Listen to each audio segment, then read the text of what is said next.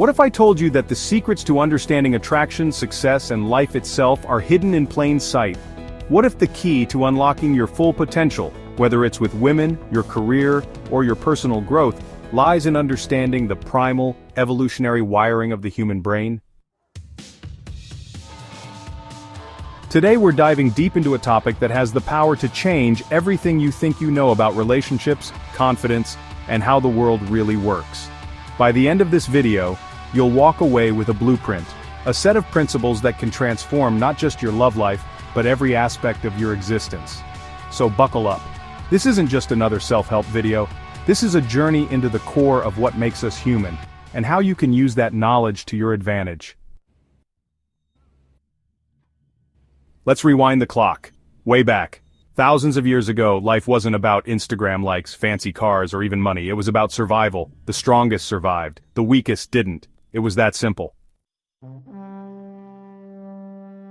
Imagine this. A man wandering the savannah. He's not just thinking about where his next meal is coming from, he's also constantly on the lookout for predators. If he's slow, weak, or indecisive, he's dinner. But if he's strong, confident, and dominant, he not only survives, he thrives. Fast forward to today. We've built systems that protect the weak. We have hospitals, welfare, and technology that allow even the most vulnerable to survive. But here's the kicker, our brains haven't caught up. Deep down, we're still wired for that primal world. And this wiring dictates everything, from who we're attracted to how we perceive success. Here's where it gets fascinating. Attraction isn't a choice. It's not something you can logic your way into or out of. It's an impulse, a primal, subconscious reaction. Think of it like hunger or thirst. You don't decide to feel hungry. It just happens. And just like hunger, attraction can be triggered. But to trigger it, you need to understand the rules of the game. For men, it's simple. Women are evolutionarily programmed to seek out traits that signal survival and success. Confidence, dominance, strength. These aren't just buzzwords. They're hardwired into the female brain as indicators of a good mate. But here's the twist. You don't actually need to be the strongest or the most successful. You just need to appear that way. Let's talk about confidence. It's the holy grail of attraction. But what confidence, really? Confidence isn't about knowing everything. It's not about being fearless. It's about appearing certain in the face of uncertainty. It's about handling the unknown with calmness and poise. Think about it. In high school, there was always that one guy. Maybe he wasn't the smartest, the richest, or the most athletic, but he had this aura about him. He walked into a room like he owned it, and guess what? Girls flocked to him. Why? Because he's confident. He didn't need to have all the answers, he just needed to act like he did. This is where most men go wrong. They think confidence is something you're born with. It's not, it's a skill. And like any skill, it can be learned.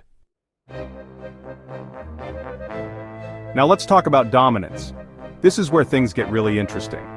From an evolutionary standpoint, men are wired to be dominant. Women are wired to be submissive. This isn't about gender roles or societal norms. It's about biology.